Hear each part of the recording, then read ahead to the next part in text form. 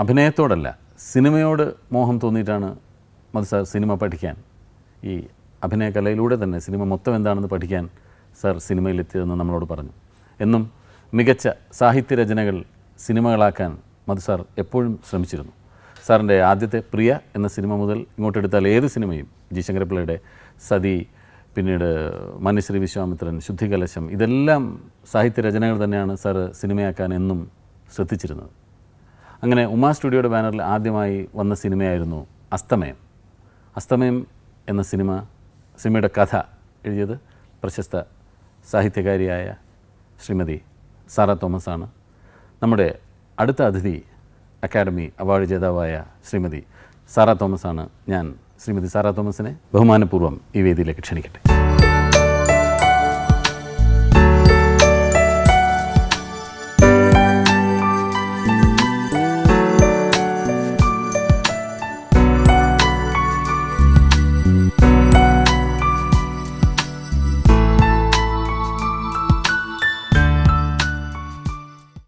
ഈ സാഹിത്യവും സിനിമയും രണ്ട് മാധ്യമങ്ങളാണല്ലോ.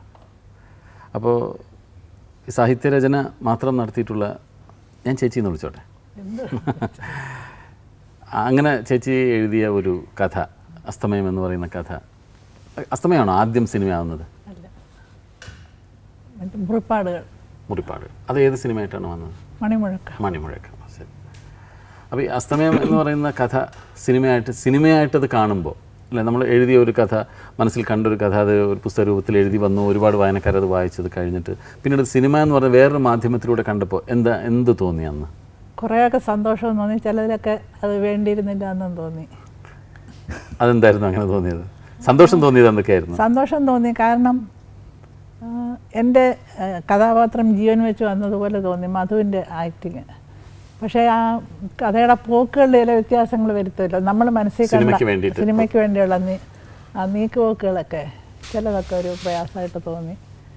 പിന്നെ ഞാൻ മനസ്സിലാക്കിയത് ഇങ്ങനെ ഒക്കെ ഉള്ളൂ എന്ന്. സാഹിത്യകൃതി നടത്താൻ നേരത്ത് ഒരാളിരുന്നിട്ട് വേണമെങ്കിൽ തിരിച്ചും മറിച്ചുമെല്ലാം വായിക്കാം. ഒരു 10 പേജ് വായിച്ചിട്ട് വീണ്ടും 6ാമത്തെ പേജ് എടുത്ത് തുടങ്ങാം. ഒരു സംശയം ഉണ്ടെങ്കിൽ തിരിച്ചു മറിച്ചൊക്കെ നോക്കാം. ഇതിപ്പോൾ വായനക്കാരനെ നോക്കിയിട്ട് എഴുതുന്നു, പ്രേക്ഷകനെ നോക്കിയിട്ട് പടം മുടിക്കുന്നു. അപ്പോൾ ആ വ്യത്യാസം വലിയ വ്യത്യാസമാണ്. ഇപ്പം ഈ ഇതിൽ തന്നെ ഞാൻ പറഞ്ഞോട്ടെ, പറഞ്ഞോളൂ. എന്ന് വെച്ചാൽ ഇതിലെ ബാലകൃഷ്ണൻ ക്യാരക്ടർ അല്ലേ,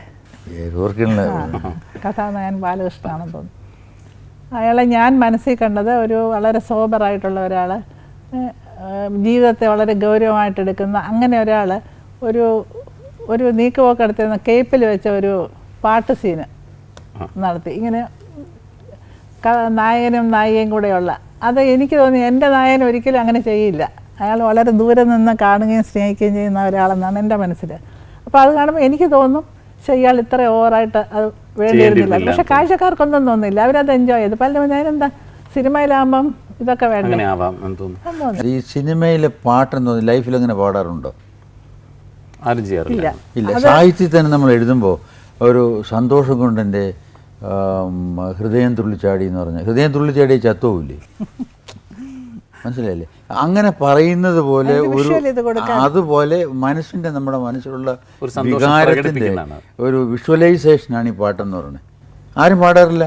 ഇപ്പോൾ നമ്മൾ സിനിമ കാണാൻ പോവുകയാണെങ്കിൽ ഈ പട്ടാളത്തെ നിരത്തി നിർത്തിയിരിക്കും പോലെ ബാക്കിലെ ആളിനെ നിർത്തിയിട്ടല്ലേ ഫ്രണ്ടിലെ ലവ് സീൻ അഭിനയിക്കണേ. നമ്മളങ്ങനെ ചെയ്യുമോ? അത് വളരെ പ്രൈവറ്റായിട്ട് എവിടെയെങ്കിലും ആരും കാണാതെ ഇല്ല. അതൊരു എന്ന് പറയാൻ ഇതിനൊരു ലൈസൻസാണ്, സിനിമയ്ക്കുള്ളൊരു ലൈസൻസാണ്. എന്നാണ് ചേച്ചി മധു സാറിനെ ആദ്യമായിട്ട് കാണുന്നത്? ഒരു ചെറിയ കഥയാണ്. ഞങ്ങൾ കേപ്പിൽ പോയി താമസിക്കുന്ന, കന്യാകുമാരി പോയി വാരാന്ത്യങ്ങളിൽ താമസിക്കുന്ന ഒരു പതിവുണ്ട്. അപ്പം ആണ്ടി 2-3 പ്രാവശ്യം എന്തായാലും പോയിരിക്കും. അങ്ങനെ പോയ ഒരു ദിവസം ഞങ്ങൾ കടലിൽ കുളിയൊക്കെ കഴിഞ്ഞ് ആ കേരള ഹൗസിൻ്റെ വരാന്തയിൽ അങ്ങനെ ഇരുന്ന് കടലിനെ നോക്കി ആസ്വദിച്ച് മുടിയൊക്കെ ഉണക്കി അങ്ങനെ ഇരിക്കുകയാണ്. അപ്പോൾ ആരോ പറഞ്ഞു ഇവിടെ മധുവും കൂട്ടും അങ്ങനെ വിളിച്ചോട്ടെ, ഞങ്ങൾ ഒരേ പ്രായക്കാർ ഇതുമായതുകൊണ്ട് അവിടെ ക്യാമ്പ് ചെയ്യുന്നുണ്ട് ഏതോ സിനിമയ്ക്ക് വേണ്ടി.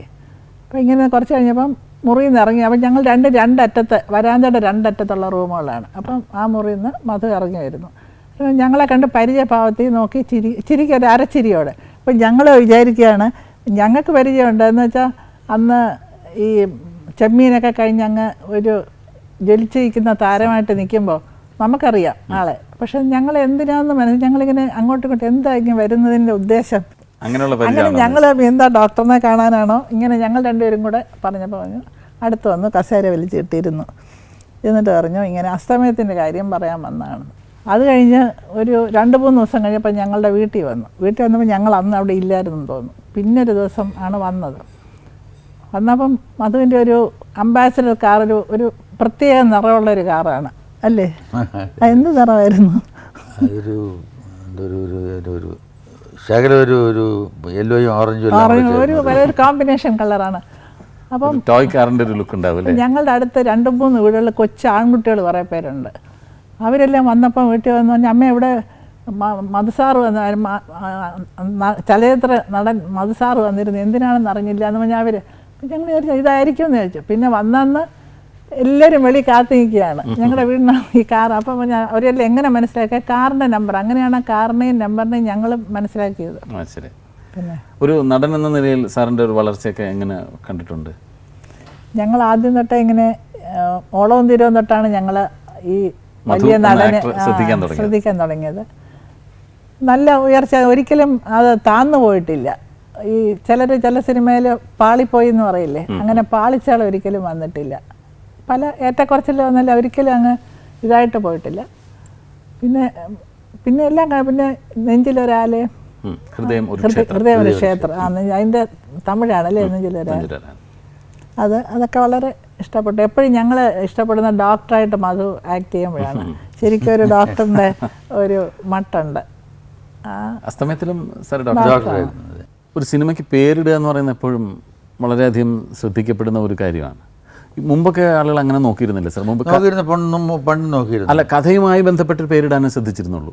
അത് നെഗറ്റീവ് ആവോ പോസിറ്റീവ് ആവോ എന്നൊന്നും ആരും ശ്രദ്ധിച്ചിരുന്നില്ല. ഞാൻ ഒരു വലിയ ഉദാഹരണം പറഞ്ഞിട്ട് സ്വന്തം അനുഭവത്തിൽ നിന്ന് ഞാൻ ആദ്യമായിട്ട് സംവിധാനം ചെയ്ത് അഭിനയിച്ച പടമാണ് പ്രിയ. ഈ പ്രിയയുടെ ഒറിജിനൽ പേര് തേവിടിസി എന്നായിരുന്നു എൻ്റെ കഥയുടെ പേര്. അതെ, അതിനെ പ്രിയ എന്നുള്ളത് പേര് ആക്കിയത് ഞാനാണ്. അതിന് വേണ്ടിയിട്ട് ക്യാരക്ടറിൻ്റെ പേര് മാറ്റിയിട്ട് അവളുടെയും പേരും പ്രിയ എന്നാക്കി. എന്താണെന്ന് ചോദിച്ചാൽ പറഞ്ഞു, ഈ സിനിമ കാണാൻ പോകുന്നത് കൂടുതലും ആൾക്കാർ സ്റ്റുഡൻസാണ്, ടീനേജേഴ്സാണ്. ഇവന് തള്ളേരിന്ന് തന്തയുടെ കാശ് വാങ്ങിച്ച് വേണം സിനിമ കാണാൻ പോകാൻ. ഈ ഒരു ചെറിയ ഞാൻ തന്തരെടുത്തേ അച്ഛൻ ഈ സിനിമ കാണാൻ പോകണം, കാശ് വേണം, ഏതാ തേവിടിസി പറയാൻ പറ്റുമോ?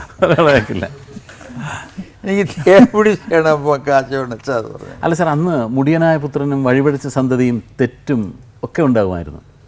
അത് ഇതൊക്കെ ഇത് പ്രേക്ഷകന് വേണ്ടി ഉണ്ടാക്കിയിട്ടുള്ള നാടകങ്ങളായതല്ല. അല്ല, ഞാൻ പറയുന്നത് അങ്ങനെയൊക്കെ പേരിടാൻ അന്ന് ആളുകൾക്ക് മടിയുണ്ടായിരുന്നില്ല. ഇന്ന് മുടിയനായ പുത്രൻ എന്നൊരു സിനിമയ്ക്ക് ഇന്ന് ഇടില്ല, വഴിപഴിച്ച സന്തതി എന്നില്ല, തെറ്റൊന്നും ഇടില്ല. നമ്മൾ അങ്ങനെ സിനിമ അന്ന് പേരിട്ടിരുന്നു. അപ്പോൾ അന്ന് അങ്ങനെ സാറിട്ടൊരു പേരാണ് അസ്തമയം. അസ്തമയം പുസ്തകത്തിൻ്റെ പേരാണ്. അല്ല, പക്ഷേ അത് വന്നാൽ പോലെ ഇപ്പോൾ പുസ്തകത്തിൻ്റെ പേരാണ് സാർ മാറ്റിയെന്ന് പറഞ്ഞത്. അപ്പോൾ സിനിമയ്ക്ക് അങ്ങനെ പേരിടുമ്പോൾ ചേച്ചി അങ്ങനെ ശ്രദ്ധിക്കുമായിരുന്നു. ഉദയം ഇടാൻ വേണമെങ്കിൽ ചിലപ്പോൾ അസ്തമയം എന്ന് പേരിട്ടതിന് അവരുടെ ക്രൂവിലൊക്കെ കുറച്ച് അഭിപ്രായ വ്യത്യാസം ഉണ്ടായിരുന്നു. ഒരു അസ്തമയം ഒരു അവസാനമല്ലേ, അതുകൊണ്ട് അത് വേണ്ട, അതിന് ശുഭലക്ഷണമല്ല, വേണ്ടെന്ന്. എൻ്റെ ഉത്തരം ഞാൻ എൻ്റെ ടൈറ്റിൽ സോങ് ഉണ്ടല്ലോ, തമ്പി വിളിച്ച് പറഞ്ഞു. ഞാൻ പറഞ്ഞാണ് ഈ അസ്തമിക്കുന്നത് ഉദിക്കാനാണ്. അപ്പോൾ ഇങ്ങനെയെല്ലാം പറഞ്ഞിട്ട് തമ്പി ഒരു വേണം, ഈ അസ്തമിക്കുന്നത് ഉദിക്കാനാണ്.